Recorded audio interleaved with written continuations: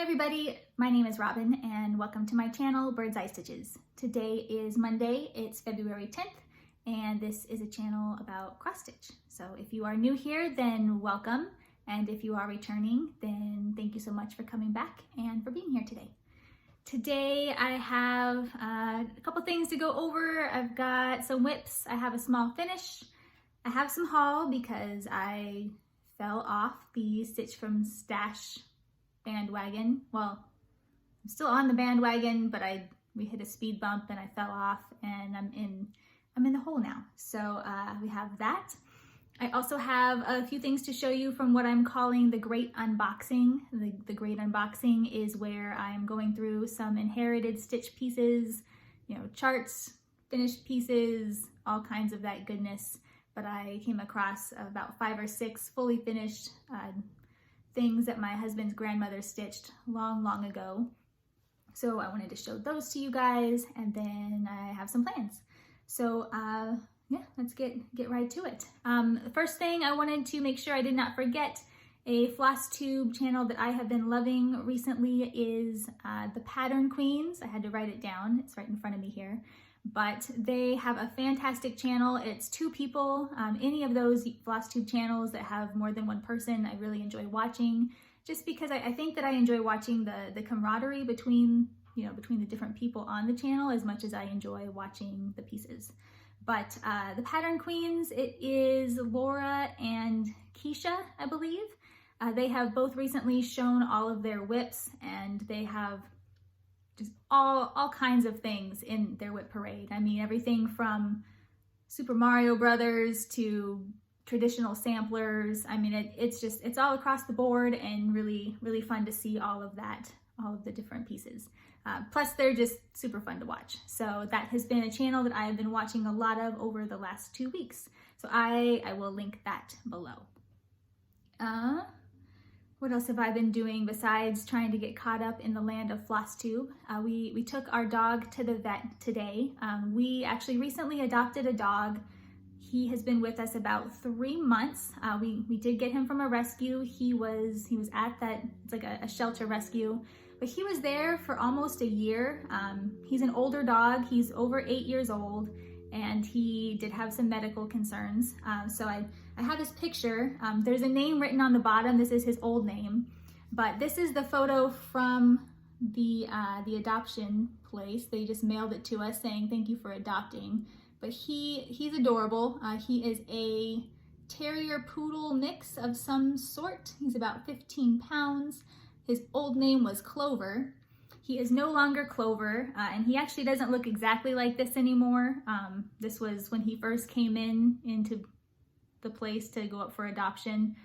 So this is like a year-old photo because he was there for a long time. But anyway, we have renamed him Dipper. My daughter came up with the name. It's from her favorite cartoon, Gravity Falls. If any of you guys watch that, she's a huge fan.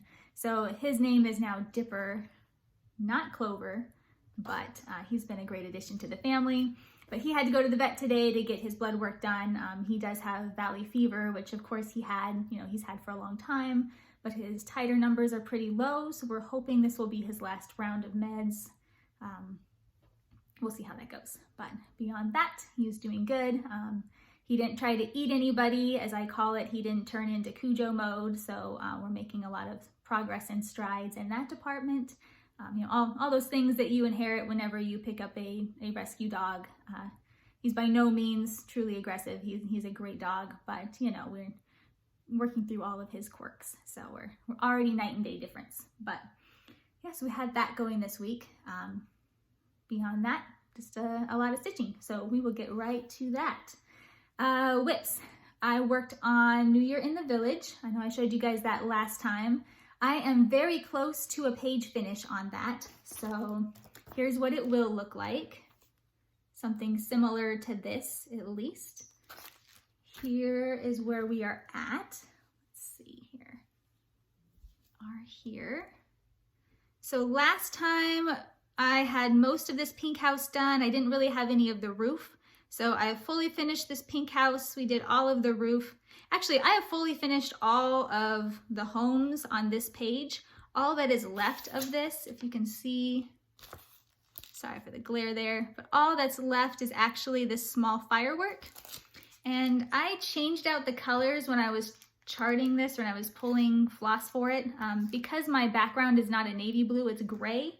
Instead of going with the blue and gold, you can see that there, I am actually doing the blues and silver, which we'll see how that goes on this background. I think maybe my thinking might have been a little off, but we're gonna try it and see. So I'm gonna get through all of the firework on this, and then I'm going to call it a page finish, because I don't wanna do the beads until, you know, that's the last thing, because I'm a little concerned about putting the beads in the Q-snap.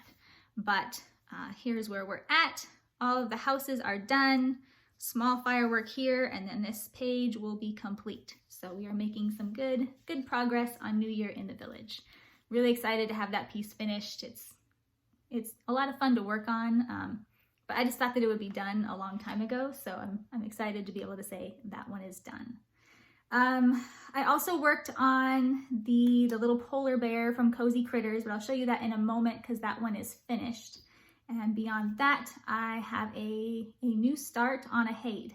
So on our last video, I was talking about how a lot of stitchers were doing HAEDs recently, and it was, you know, kind of inspiring me to want to go shopping for one and to pick one up. Turns out I actually already had a HAED that I had completely forgotten that I had ever purchased, because I purchased it, I don't know, probably 3, if not 4 years ago, and it's just been in a drawer ever since. Completely slipped my mind I even owned it. So I was going through all of my stash. Actually, I was on the HAED website and I saw the picture of this and I remembered, wait a minute, I already own this. So I went and I took a look in my drawers and stumbled upon it and thought I could just pick up where I left off, but turns out I could not do that because I started in a really wonky place on the fabric, so I would have run out of fabric if I had not noticed that and continued. So all that said, this here is a new start. It is called, it's a HAED, it's a mini size, so mini bitter half. The original designer was Michelle, oh no, artwork is by John Shannon, of course by HAED. One day, I apologize, this picture's super tiny. I mean, I know it's mini, but it's like little mini picture. So I'm gonna try to zoom in. It will eventually look like this. I fell in love with this pattern. I love trees, I love nature, I love birds. I love anything that's kind of like a, you know, light side, dark side, all of that stuff. Got a little bit of a hippie side to me, so I believe in all of that. But this was like the tree with the light and the dark side all combined in one. And I knew I had to have it. Had to have it, had to stitch it. We'll put it somewhere in a place of honor in our home one of these days when I completely finish it. But again, it's gonna one day look like this. I'm not sure that I've really seen this one worked on very often, so if any of you guys have stitched this, I'd love to see photos of it, see what it looks like. But let me show you where I was whenever I first purchased it years ago. So I bought it as a kit. I got a 25 count Lugana. I was stitching 2/1. And this is gonna look a little bit fuzzy because I did try to, you know, unpick all of my stitches whenever I realized my mistake. But the stitches were so tight and I had done the parking method, so they were all kind of looped around on top of each other, and the frogging, it was a hard no. I think I spent an hour and got basically nowhere other than a broken needle and said, done. So here is where I started. As you can see, I started like, I don't know, 6 or more inches from the top and from the side. Like I literally have no idea what I was thinking when I started my piece where I did. But there was about 200 stitches done. I'll see if with this lighting, if it can pick it up even. Not really. It just looks like a lot of black. It's not, it's black and blue. And again, you can see where I was trying to frog it. It was very unsuccessful. So yeah, started there. I did actually count, you know, very carefully and like 3 times just to triple check myself. But if I had continued this, it would have fit, but the last stitch would have been like less than 1/4 inch from the bottom. I mean, it maybe even 1/8 of an inch from the bottom. I mean, it was really close. And for fear that I had some miscounting or anything else occur, not to mention how the heck am I gonna frame that, I just said, no, I'm gonna go to my L&S, pick up a new piece of white fabric because I do have some fabric in my stash, but I actually don't own any large pieces of plain white. So that was a trip to the L&S, which is what started my fall off of the Stitch from Stash wagon into the giant hole that I am now in. Anyway, that was the old piece. What I actually plan to do with this piece is just to cut this chunk out. It's a pretty big piece, so I can still easily get a large piece done on the bottom and maybe a smaller piece up at the top. So it's not, all is not lost with this fabric, but I have no idea what I was thinking years ago. I mean, thank God I actually caught that, because could you imagine, it seems like the worst thing ever if you were to be working on a HAED and get all the way down to those bottom, 3 pages or whatever it is across the bottom and realize that your piece is not going to fit. Actual tears would occur. I truly cannot even imagine doing that. It would be horrible. So anyway, here is where I'm at on the restart. I went to my L&S. They actually did not have any of the 25 count Lugana on hand. I didn't really feel like ordering it because I really wanted to work on it that night. I was impatient. So instead I picked up a 22 count, a little bit larger piece, obviously. So it's a 22 count Hardanger, which I have never worked on Hardanger. It's a little bit stiff. I'm honestly not sure that I love it, but after switching a different needle size and kind of making the holes a little bit bigger as I work through it, I'm starting to like it a little more. But anyway, 22 count Hardanger, I'm going 2/1 because there's so much black. I just didn't love the coverage on 1/1. I think with the lighter colors it would have been fine, but here is where I'm at. Let's see if it can pick up on any of the blue. Probably not. But yeah, I'm about 300 stitches in. I'm really enjoying it. This is my first ever HAED, so I have absolutely no idea how long this is going to take me, but I am really enjoying it. So I'm planning to put at least some stitches in, even if I could get, 100 stitches in. So like 1 block in every 2 weeks. I'll have to calculate to see how long that's gonna take me. It's a mini, so it may not be as bad, but it's still gonna take me like a solid year or longer. I don't know. I mean, you saw how long it took me to do the polar bear. It said 5 hours. It took me like 15. So yeah, good start. Excited for my first HAED.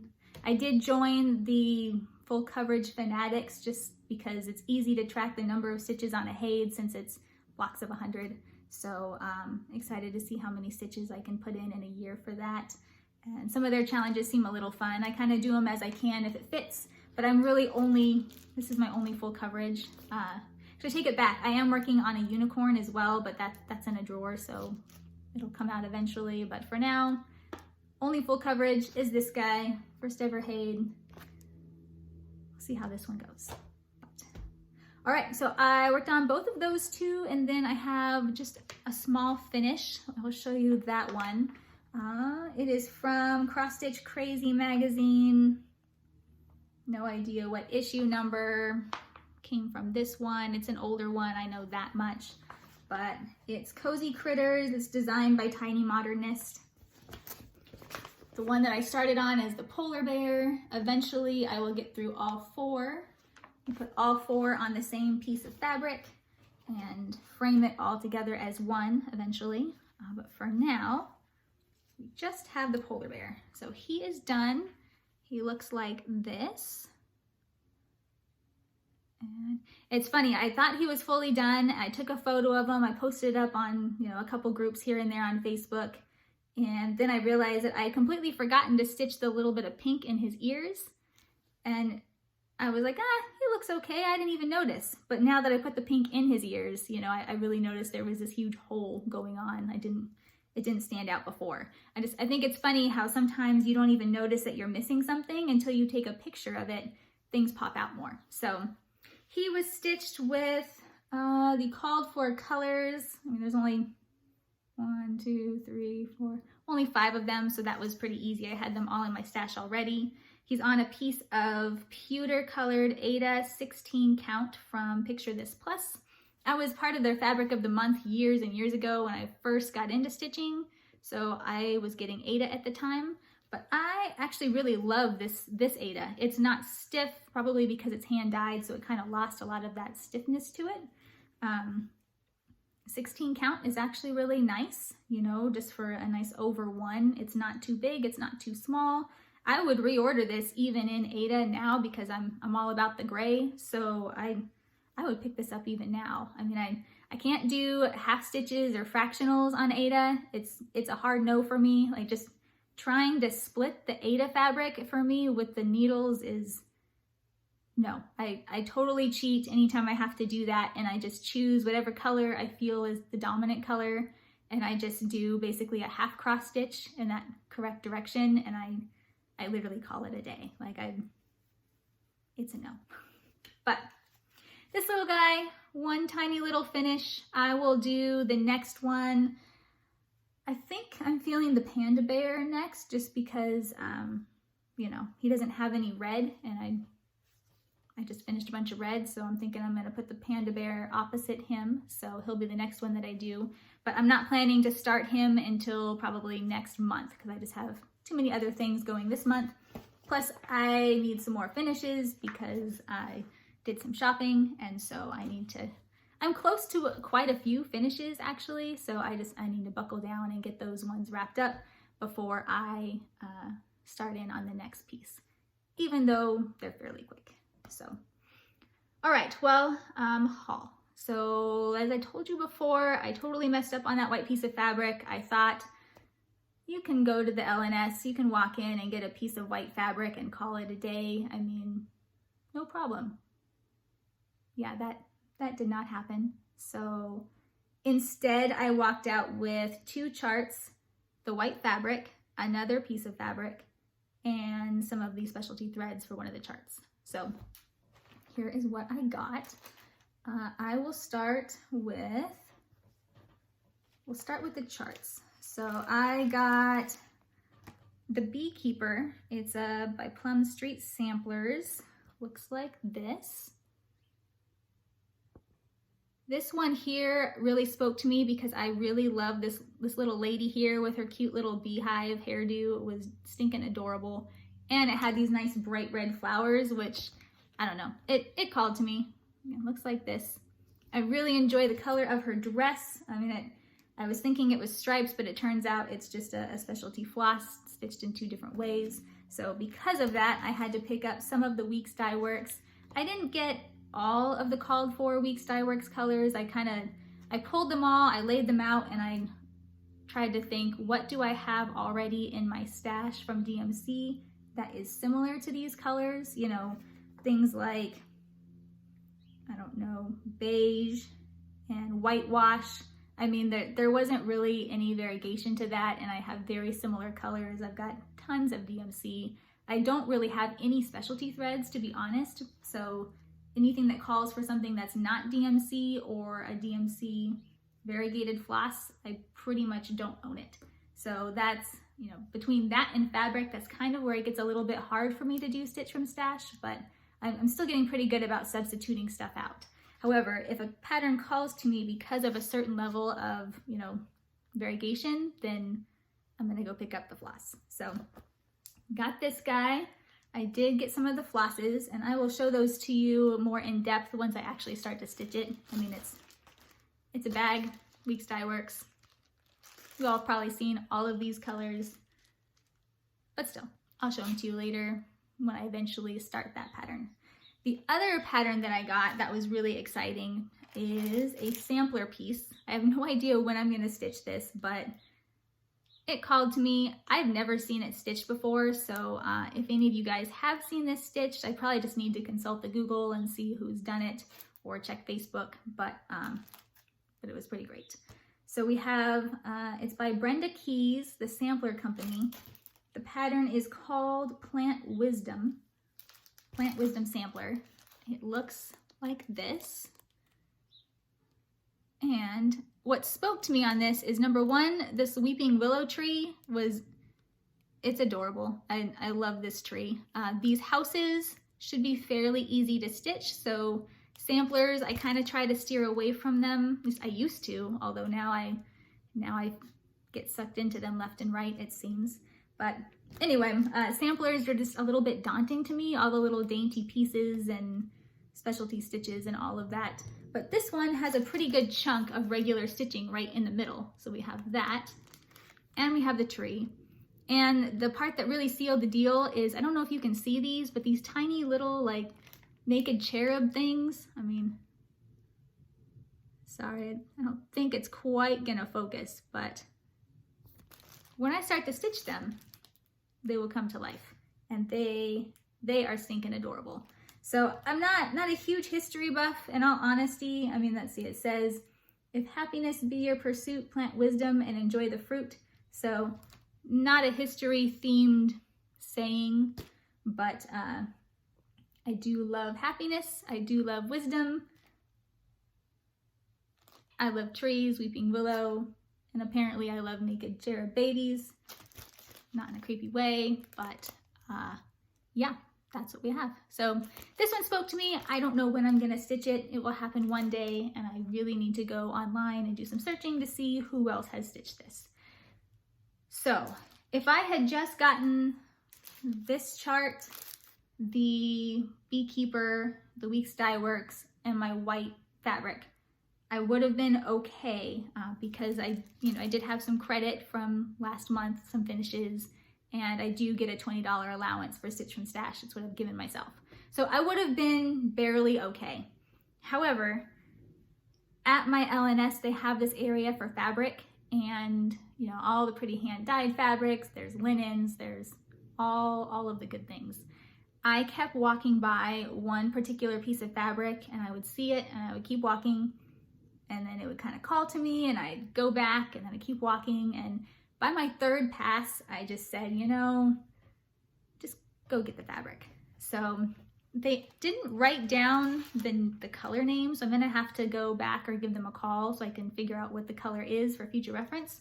But it's a hand-dyed fabrics by Stephanie. It's 40 count linen, and it looks like this. Hopefully the color, yep, that's a pretty true color. So it looks like this, and it is gorgeous. I mean, you can see the dark blue and the light blue. It goes all the way through. I love all of the hand-dyed fabrics by Stephanie. That's probably my favorite. Granted, I haven't tried a lot of hand-dyed fabrics, but all of the pieces that I've stitched using her fabric have become my favorite just because I love the fabric so much.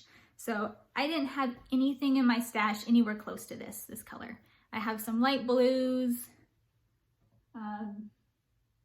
Yeah, light blue or a light teal is the only thing that I have that comes anywhere close, and that's obviously nowhere even close to this. So I don't know what I'm going to stitch on this, but I'm gonna put something on this fabric and it's going to be amazing. This fabric right here, I think it was like 30 bucks, but it's a pretty decent size piece. I mean, I'm big enough to fit anything that I could possibly want to stitch on this. I mean, this will hold a full long dog sampler if I want to go that route. I don't know. But I said, sometimes the fabric just calls to you. You have to have it. Yeah, it called to me. So did all of that, went into the hole quite a bit, well, by $30. Then I don't have it here yet. I'll probably have it here by the time I record my next video, but I also did some ordering of a full kit that I will be stitching along with a couple other stitches. Carolyn from Zook Stitch is going to be doing it along with me. Lots of people are all stitching it, but I will wait and unveil that when it comes in.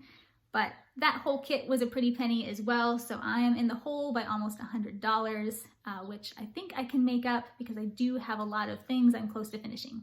So we'll see how that goes. Oh, one other thing that I also picked up for the stash land while we're at it is, as you guys can see, I keep showing you my naked Q snaps. So I rejoined the group, Garon Totten Bags, and it's a fantastic Facebook group. I had to leave the group because I had no willpower before. So as they would put up bags and grime guards, I just kept buying them. And so I left the group. I didn't realize that you could just unfollow or something. I'm not that tech savvy, so I had no idea that that was an option. But anyway, I rejoined just so I could start picking up just a couple grime guards. I think what I want to do is I want to have a grime guard for every holiday. I mean, I'm not really a holiday stitcher in that I don't stitch Christmas at Christmas. I don't stitch Halloween at Halloween. I love holiday stitching, but I just kind of stitch it whenever I feel like it. But what I think I would like is to have my grime guard or my bag or something like that have something to do with the holiday. So I found this guy. It is got adorable, apparently we're on a cherub theme. I didn't even think of this, but I bought this shortly after buying the sampler. So maybe I got a thing for cherubs going on. Don't know, but perfect for Valentine's Day. It's just a 12 by 12, so it'll fit all of my naked Q snaps I have going on right now. And he also sent along with the grime guard as just kind of a free thank you gift, a little needle minder. Looks like this. And these are actually my favorite style of needle minder. They're nice and light. They have a good amount of space on them to be able to put multiple needles, and the magnet is nice and strong, so it holds, 4 or 5 needles, no problem. And it's not, I don't like the needle minders that are really bulky. It's just my own personal preference. I enjoy when things are flat, so it lets me lay things a little bit nicer. I mean, I have a few needle minders that are bulky just because they were really cute, but as I've started using them, I find myself gravitating towards ones that are more simple. I mean, this one here is going to get all kinds of use simply because it's lightweight and it has a lot of space for me to put stuff on it. So thank you for the free gift. And I now will not have a naked Q snap on the next video. I just didn't want to put it on there because I wanted to be able to show that I got it in my haul. So we'll have that to display next video. All right, that's all I have in the land of haul, but the next thing I want to show you is actually something that's really exciting, at least for me. My husband's grandmother, her name was Jewel, and she was a avid stitcher. She cross-stitched beautifully.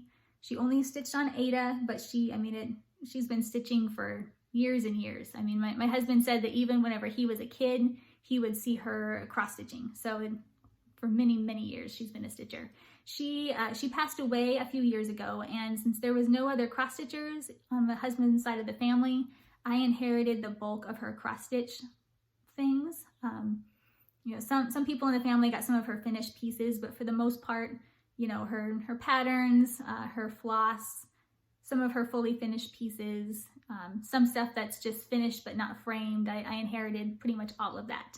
So I've gone through the bulk of her patterns, and I know some of you guys have received some kind of like little gift packs or something like that. Basically just a mailer chock full of patterns that I personally know that I will never stitch. Most of them were, just like old Hobby Lobby patterns and things like that. So nothing that's, number one, worth my time to try to sell, and number two, I feel like whenever I inherit something, I would rather pass that on to someone else who I know will get some joy out of that versus trying to piece it out one item at a time. So anyway, with that being said, I do have some other boxes that have just been sitting in our garage. The whole out of sight, out of mind totally works for me. And they've been in the garage. We've been in our house now for over a year. They've just been hanging out. So I've been slowly going through that. And in digging through those, I found 6 fully finished pieces that Jewel had completed. Now these are a little bit more special because not only did she do the stitching, but she created the frames. Her other big hobby, and probably a bigger hobby than her cross stitching, was pine needle weaving. So she would go and collect pine needles and actually weave them into amazing baskets. I mean, tiny little baskets, big, huge baskets, just all kinds of baskets. But she would also take those pine needles and create frames, which I've never seen before. So that's what she did here. So I will show those to you. The first one looks like this. I have no idea about any of these patterns at all. So if any of you guys know what these are, where they came from, I would love to learn because there may be companion pieces that I could stitch in the future. So again, it's on Ada, looks like this. I can't read what this says, DeGranzio, maybe? Her initials, JH for Jewel Hall. It looks like she stitched this in 1990. And then, like I said, she created this frame. So she hand wove the pine needles into all of this and to this decorative top here. I mean, to be honest, I prefer more like charcoal tones and grays and things like that. I'm not really into the brown or the natural look, but that doesn't mean that I'm not completely blown away by her ability to create these things and I don't find them beautiful. I'll put these up somewhere. I'll probably put them in this room somewhere on a wall just because it's really neat to see. I've never seen anything else like it. So that was the first one. Then looks like there's two Precious Moments ones. Oh, and again, if any of you guys know where this came from, let me know. I'll have to do some digging and see if I have the other pieces to this guy here. But two Precious Moments. First one is Dad. It says, "You suit me perfectly." Looks like this. Cute little dog. Again, this was also on an Ada. And along with Dad, we have one for Mom. It says, "No other exactly like my charming mother." So these are cute. I mean, if they're side by side, it's something like this.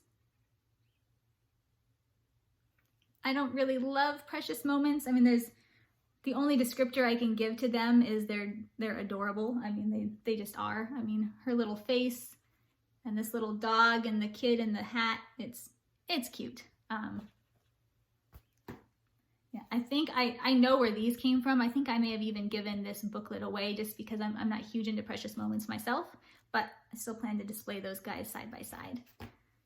The next one, this is probably my favorite in the group. It's a raccoon. It says, "Hang in there."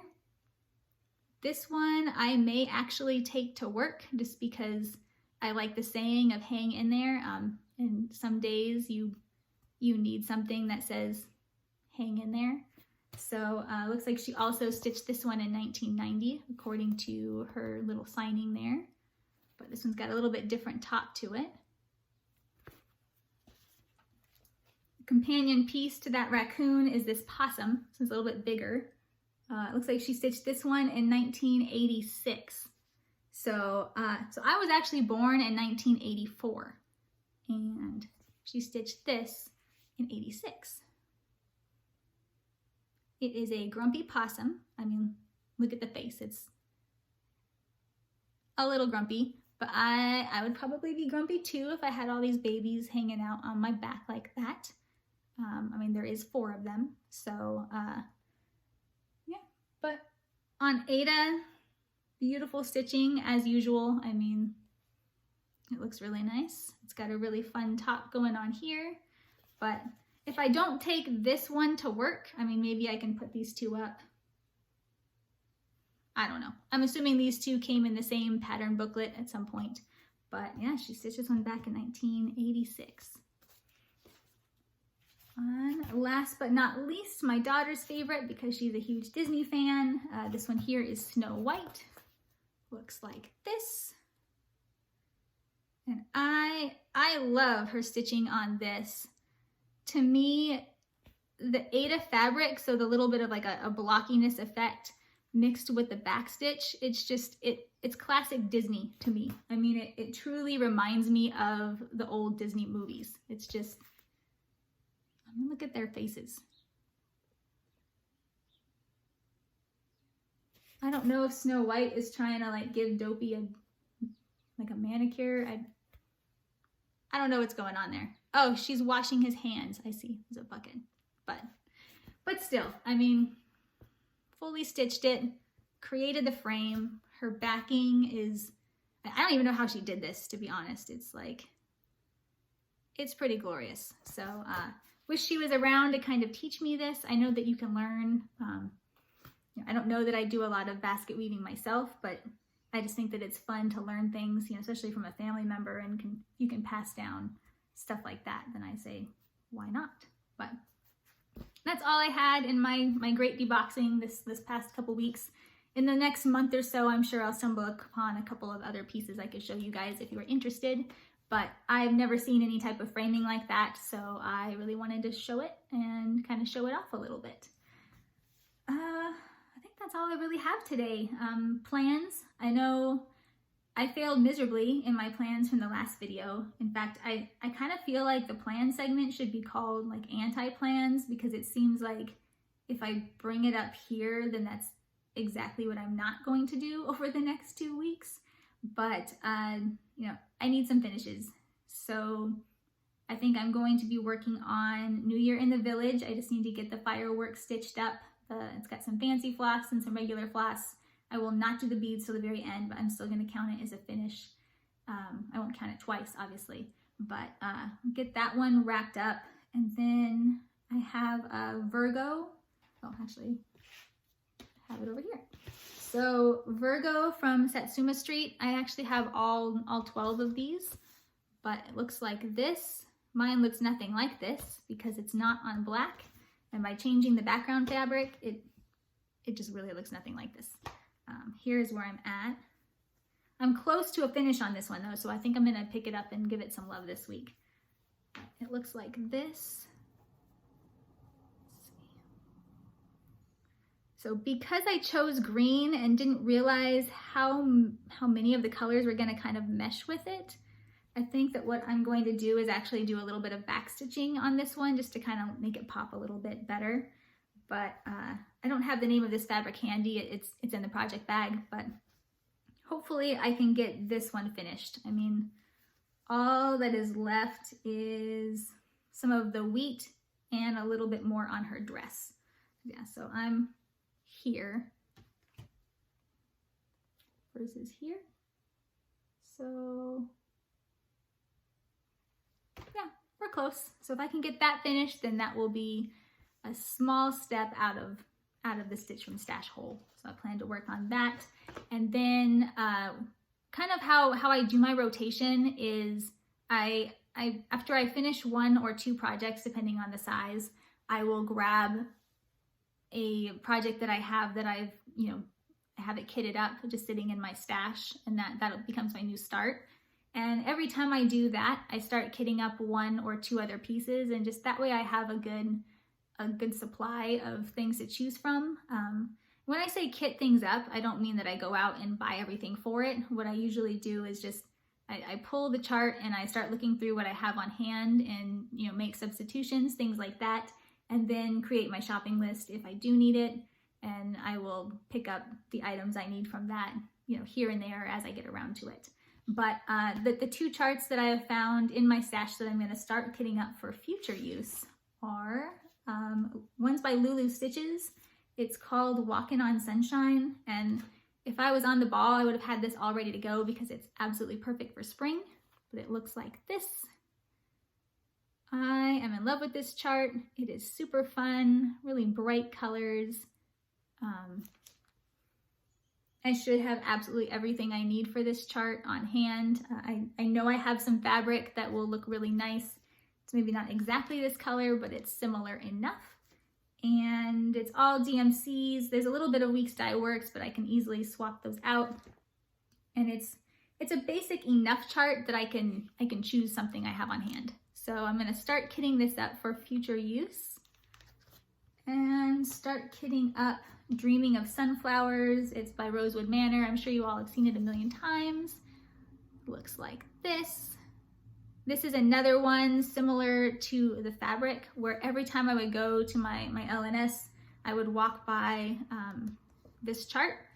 And I mean, it's yellow, it's sunflowers, it's almost 100% regular stitches. There's not a whole lot of specialty stitches. There may not even be any specialty stitches, I mean, short of back stitching, but you know, that happens. Not a whole lot of words. Okay, take it back, there's a lot of words, but totally manageable. So I'm gonna start kitting this guy up along with Walking on Sunshine, and hopefully we'll fully finish the piece that I stitched up in January, the one that says I want to leave. I had to pick up some foam board, so I now have that, and I'm going to try the flat fold method to get that guy finished up. So fairly full 2 weeks ahead. I'm also thinking about doing a stitch with me on the alternating Sundays. I said normally I film every other Sunday, but I think it would be fun to do on the Sunday in the middle, just like a 30-minute stitch with me. So if that's something you guys would want to see, let me know. I might just give it a whirl this next week and see how it goes. I have my nice little cozy stitching area going on back here. I'm trying to revamp this stitch room a little bit, and that's the first area that I've gotten to. So I usually spend my mornings in that chair, you know, before I go to work. I have a cup of coffee and put in like 20 minutes worth of stitching in the morning, but I could start using that for like a little stitch with me area as well. So yeah, I might give that a whirl this next week, or maybe the week after. I don't know. We'll see what happens. But that's all I have for today. Thank you again for being here. Thank you for watching. Look forward to seeing you all in a week or 2 weeks. And happy stitching, happy Monday. And that's all I got.